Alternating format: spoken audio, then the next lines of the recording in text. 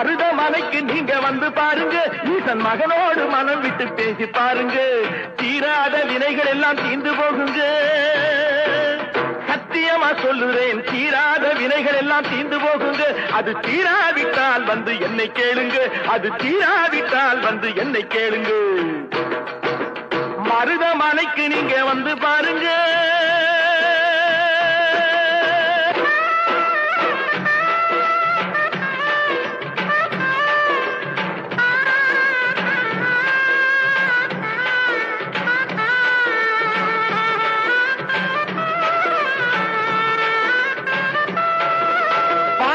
சிவனாரும் மிதிச்ச மலை, இங்கு பாம்பாட்டு சித்தர் வந்து வசிச்ச மலை.